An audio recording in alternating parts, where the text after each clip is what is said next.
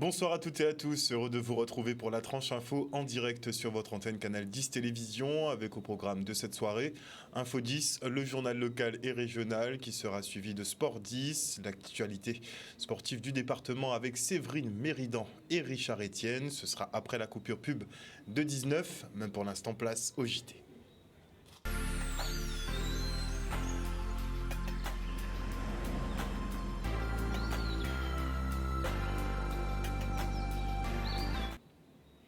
Nous sommes le vendredi 22 septembre 2023 et à l'occasion des Journées mondiales de lutte contre les maladies neurodégénératives, l'association France Alzheimer présente les nouveautés en termes de prise en charge, accueil de jour, bracelet de géolocalisation, groupe de parole ou encore formation pour les aidants sont désormais proposés par les professionnels de santé. Solène Fèvre s'est rendue à la polyclinique de Pointe-à-Pitre. Regardez.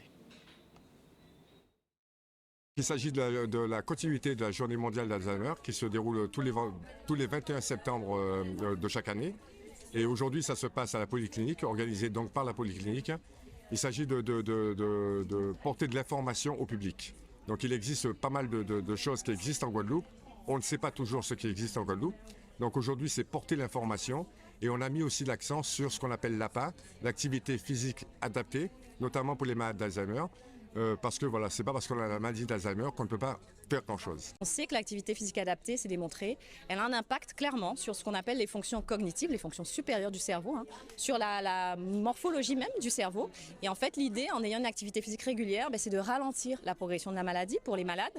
Et pour les gens qui ne sont pas malades, c'est de la prévenir. Puisqu'on sait que l'activité physique, elle a un impact justement sur la synthèse de neurotransmetteurs, le développement des neurones, etc. La Guadeloupe, on va dire par rapport au pourcentage, est quand même plus touchée en Guadeloupe qu'au niveau national. Il faut savoir qu'une étude a été réalisée en France. Il y a 11,7 malades pour 1000 habitants, alors qu'ici en Guadeloupe, on serait plus proche de 17 malades pour 1000 habitants. Pourquoi ? Parce que nous sommes une population qui vieillit.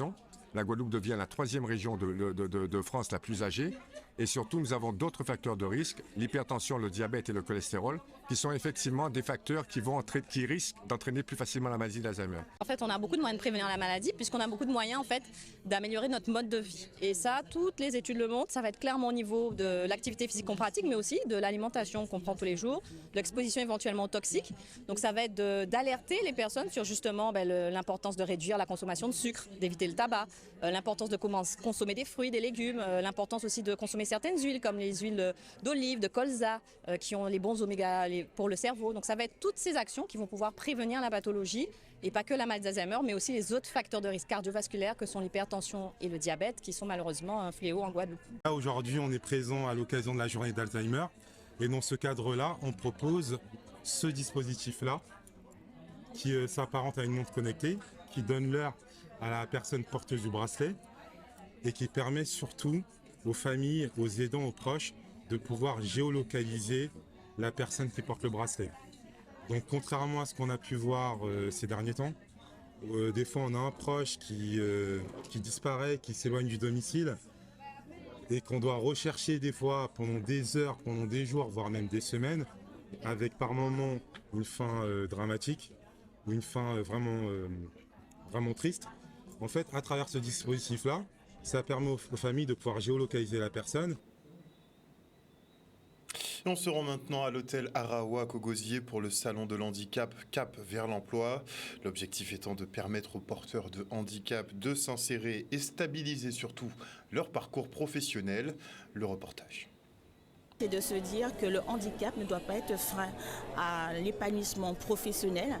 Et l'idée, c'est de voir notamment avec les employeurs, mais pas que, notamment les organismes de formation, comment ils peuvent accompagner des personnes jeunes ou moins dans un parcours professionnel qui soit moins haché, notamment au travers de leviers tels que le travail temporaire, mais aussi l'alternance et bien d'autres leviers. C'est faire vraiment conjuguer le handicap avec compétences, savoir-faire et talent. Je travaillais en tant que psychologue et j'ai eu justement à être confrontée à des difficultés par rapport à l'insertion, l'intégration, l'adaptation de poste et tout ça par rapport à ma déficience visuelle. Mais finalement, il y a certaines adaptations qui ont pu être portées et effectivement avoir recours à des associations qui peuvent nous accompagner, nous aider, nous soutenir, c'est quand même un avantage qui peut nous éviter toute la galère des obstacles à franchir. On est là aujourd'hui pour découvrir les métiers, découvrir des nouvelles choses. On a les au Pôle emploi, on a les partout, on a des autres stands. L'ensemble de ce qui peut faire aujourd'hui l'aide et l'accompagnement pour les personnes en situation de handicap pour l'emploi est présent sur ce salon et on peut d'ores et déjà dire que le public a répondu présent, que la communication a été correcte puisque vous êtes là. Donc on peut se féliciter aujourd'hui et nous à la région, nous avions vraiment la volonté de nous positionner au niveau de ce public pour dire nous sommes aussi nous à votre écoute pour pouvoir répondre, parce que je vous rappelle que la région Guadeloupe, c'est l'emploi, c'est la formation. Donc nous sommes aussi directement partie prenante dans tout ce qui touche la vie professionnelle des personnes en situation de handicap. Une manifestation comme celle-ci, c'est encore l'occasion de faire une piqûre de rappel sur ce que je venais de vous dire pour faire augmenter le taux d'emploi qui reste insuffisant sur notre territoire. Dans la fonction publique, quel que soit le versant, il reste limité à 3,73% et au niveau du secteur privé 2,71%. Donc vous voyez qu'il y a beaucoup à faire et je dirais que nous sommes tous en co-responsabilité institutionnelle, associations, employeurs et je dirais les forces vives du territoire pour faire bouger les choses, tout simplement. Et on part pour la journée insertion à destination des allocataires du RSA du Nord Grande Terre. En Guadeloupe, l'on compte pas moins de 25% de bénéficiaires, une tendance qu'il est urgent d'inverser. Regardez. Tout ce territoire du Nord Grande Terre a mis en place un dispositif qui aide effectivement les gens à aller vers l'emploi. C'est pour ça qu'il y a autant d'exposants, autant d'associations porteurs d'offres d'emploi. Donc pour nous, c'est important de diriger la population du Nord Grande Terre vers la réinsertion. C'est un peu ce que nous sommes en train de rechercher et nous le faisons à travers le plan local d'insertion et de l'emploi au niveau du Nord Grande Terre, à travers des propositions de création d'emplois, des propositions de création d'entreprises. Le taux de RSA, bénéficiaire de RSA en Guadeloupe demeure très important, ce qui veut dire qu'en termes d'accompagnement, en termes de prise de responsabilité du département, il y avait un chemin à parcourir. La démarche aujourd'hui consiste à ne pas simplement attendre que les bénéficiaires se manifestent, mais que nous allons vraiment à leur rencontre. Et l'objectif est réalisé aujourd'hui, qui est dans un même lieu, pouvoir regrouper l'ensemble de nos partenaires, l'ensemble des centres qui s'occupent, qui accueillent ces personnes pour pouvoir les accompagner pour une réinsertion. Aujourd'hui, nous sommes sur une démarche d'information pour permettre aux bénéficiaires du RSA de pouvoir avoir connaissance d'un mode de garde, justement le dispositif AVIP qui permet aux personnes qui sont dans une démarche de retour à l'emploi de faciliter ce retour à l'emploi en leur permettant d'avoir un mode de garde auprès de crèches agréées. Objectif insertion, justement mon rôle en fait, c'est d'aller justement dans les quartiers. C'est moi qui m'occupe de la partie terrain. Donc pour proposer aux jeunes tous nos dispositifs ainsi que formations qui peuvent justement les aider à s'insérer professionnellement. J'ai trouvé que la manifestation proposait un grand nombre d'intervenants qui permettaient de proposer des accompagnements, des formations, que ce soit pour les jeunes ou les plus âgés. Pour permettre l'insertion professionnelle. C'est intéressant. Moi, je recherche une formation dans la gestion de la comptabilité. Donc, je suis venue ici et à ce que je vois, j'ai trouvé ce que je cherchais. C'est très intéressant. Oui, un peu plus souvent parce que moi, ça m'a aidé. J'espère que ça aidera d'autres jeunes ou d'autres personnes, tout personnage. Et maintenant, parlons du village des associations de la ville de Morne-à-l'Eau qui se tiendra ce samedi à la place Gerty-Archimède. Et à cet effet, je reçois Mireille Corneille, responsable service culture et patrimoine. Bonsoir à vous. Bonsoir, monsieur Luis. Alors, comment justement va s'organiser ce village des associations sur la commune de Morne-à-l'Eau ? Alors, je me fais le porte-parole ce soir des associations, de l'Union des associations de Morne-à-l'Eau, qui est en train de se construire autour d'un comité de pilotage. Et donc, il est en cours de construction ? Il est en cours de construction. On parle de comité de pilotage, mais les statuts sont déposés, parce que l'idée, c'est de s'unir pour être plus fort. Et donc, cette union a proposé cette année une nocturne pour le village des associations. Donc, on va essayer de lier l'utile à l'agréable. Donc, les parents vont pouvoir rencontrer les clubs, les associations. Mais en même temps, on va proposer également des prestations. Donc, que ce soit des prestations sportives, des initiations ou des prestations culturelles autour du cas, du quadrille et différentes activités culturelles. Alors, des horaires assez particuliers, 16h, 22h. Alors, 16h, 22h, nous espérons tenir jusqu'à 22h, mais l'idée, c'est de terminer par un coup de tambour, donc forcément, les gens, ils aiment ça, et donc, on ne va pas non plus les pousser à rentrer. Mais l'idée, c'était aussi de proposer cette manifestation sur un temps un peu moins chaud, puisque nous savons que les températures sont assez élevées en ce moment. Donc, proposer quelque chose de sympathique aux gens en fin de journée, avec une température plus agréable. Alors, à peu près combien d'associations sont présentes sur le territoire qui participent ? Nous avons sur le territoire plus d'une 60aine d'associations, mais il y en a 35 qui ont répondu à l'appel. Donc, c'est quand même une quantité intéressante. Donc, ils vont se relayer entre la Croix-Rouge, Titac Plus pour le tambour avec Atetipo, l'Étoile de Morne-à-l'Eau, très connue pour ses différentes sections. Zion-là également pour le handball. Donc, il y aura un peu de tout, du judo, de l'aïkido, du yoga. Et puis j'en passe. Activité nautique ? On sait que vous allez retaper la plage de Babin. Oui, il y a justement, il y a normalement la Ligue de canoë-kayak qui viendra faire une petite prestation avec des rameurs, donc pour montrer un petit peu ce que c'est que ramer sur le territoire. Et nous sommes en train justement de travailler sur le développement des activités nautiques. En tout cas, il y a de quoi faire sur Morne-à-l'Eau. Tout à fait. Terre de champions. Nous l'espérons encore beaucoup d'années.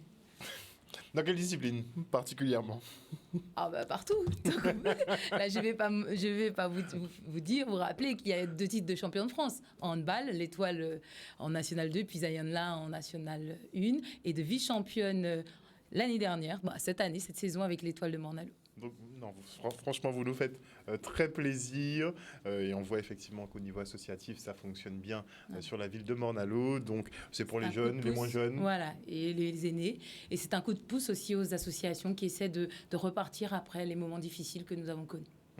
Elles sont en quête d'adhérents, donc n'hésitez pas effectivement donc à vous rendre place Gertier-Archimède. Ce sera à partir de 16h pour le village des associations de la ville de Morne-à-l'Eau. Merci encore, je le rappelle, Mireille Corneille, responsable du service culture et patrimoine de la ville de Morne-à-l'Eau, d'être venue ce soir. Merci beaucoup.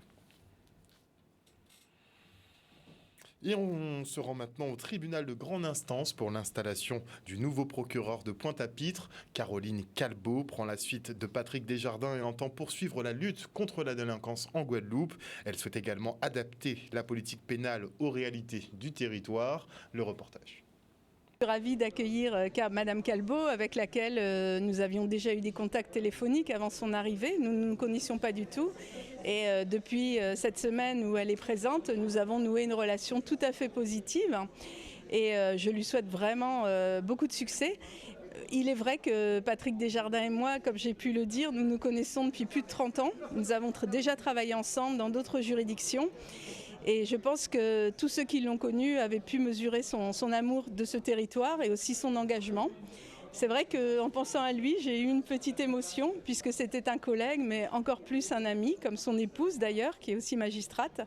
Mais avec Madame Calbeau, je pense que nous deviendrons amis et nous ferons fonctionner cette juridiction du mieux. Je vais adapter la politique pénale en fonction de ses spécificités et il faut toujours adapter une politique pénale aux enjeux du territoire. Sur les stupéfiants, la lutte contre les armes, les violences intrafamiliales, donc j'adapterai à la Guadeloupe et aux problématiques de la Guadeloupe. J'aurai le même engagement, le même investissement dans la lutte contre la délinquance que mon prédécesseur, en tout cas je l'espère. Malheureusement, comme j'ai pu l'indiquer, nous avons 2 postes vacants que nous avons compensé grâce à l'engagement des nouveaux collègues qui ont accepté, alors que ce n'était pas vers quoi ils étaient destinés, de remplir les fonctions pendant que ces postes sont vacants. Il y aura des nouvelles mutations en janvier. J'espère qu'à ce moment-là, il y aura des candidats. Vous savez, le problème aussi, c'est qu'il y a un déficit de candidatures, et notamment de ce qu'on appelle les vice-présidents qui ont la quarantaine, qui ne viennent plus forcément dans les îles ultramarines. Bon, j'espère que ces postes seront vacants.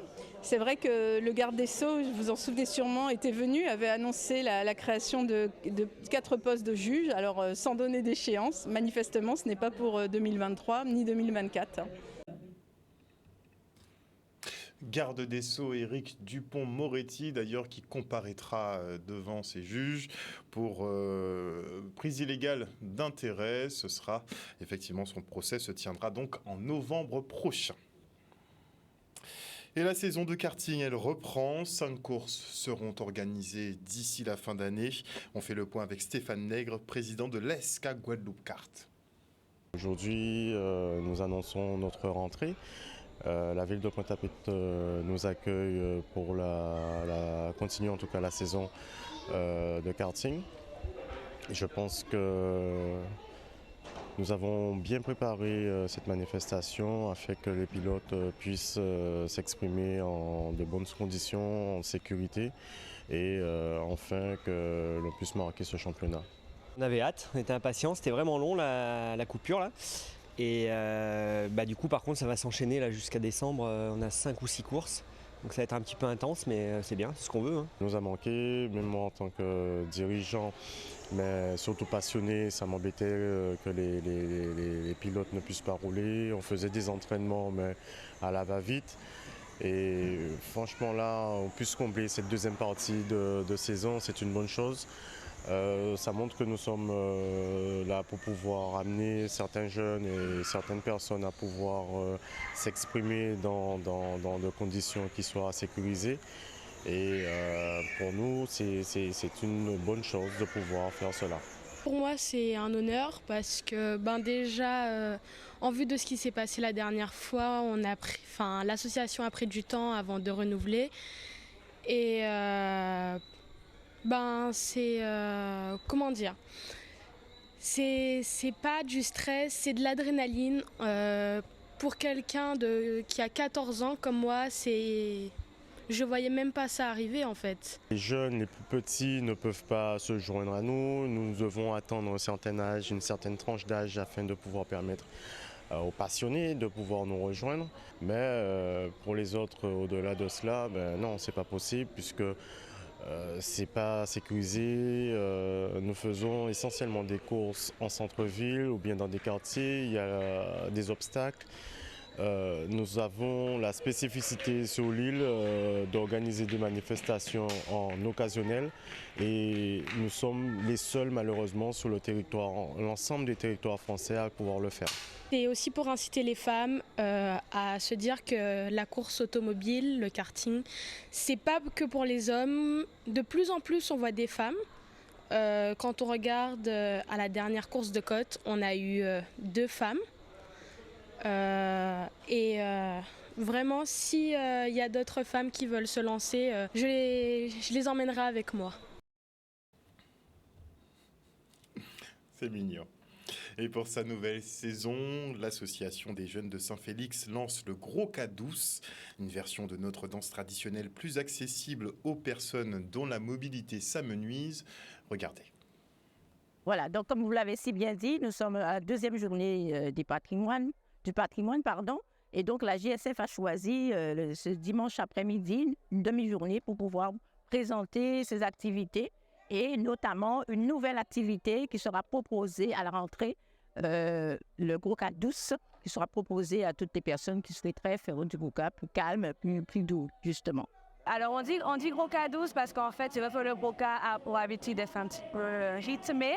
Mais là, c'est vraiment pour les personnes qui justement cherchent à danser le Gros Cas, mais pas forcément de façon rythmée, sportive. Voilà. Une transmission entre ceux d'avant et ceux d'aujourd'hui, donc on soit les seniors et les jeunes.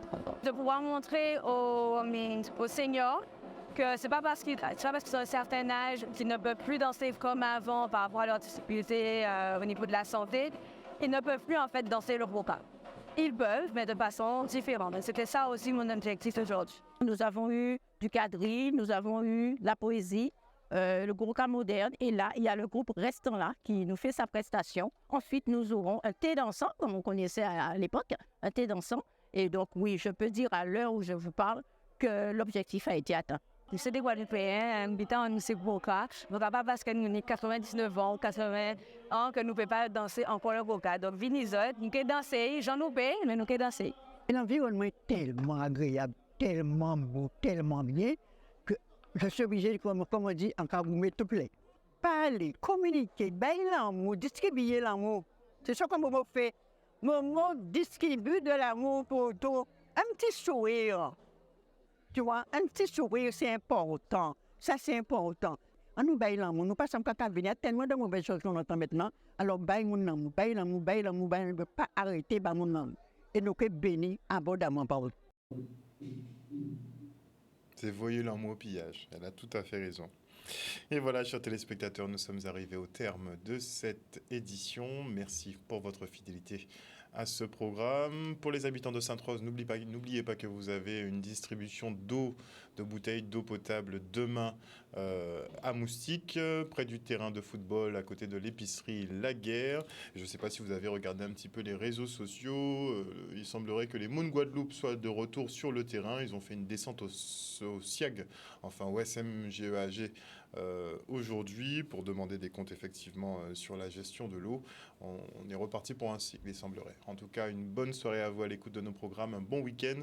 Prenez soin de vous et de vos proches. N'oubliez pas que chez nous, vous faites l'information que nous diffusons. Le JT revient lundi à 18h30. Bisous tout le monde.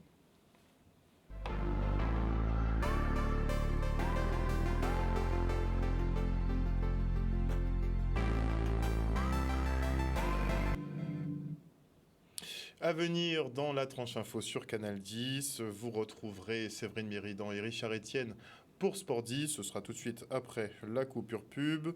Et avant cela, je dis bonsoir. Alors, bonsoir à Moïse Caramel, à Jimmy Alliard, bonsoir à Yvonne Dacour, bonsoir à Gilles Julien, à Thierry Deuxième Griffith, bonsoir à Kitom et Noble, bonsoir également à Claudie Giraud-Girard, à Géna Gior, à Perle de Caruquera, bonsoir et gros bisous à Maggie Delaney, bonsoir également à Ghislaine Calif, bonsoir à Patricia de Normandie, bonsoir à tous les internautes qui nous suivent sur l'antenne et sur le Facebook.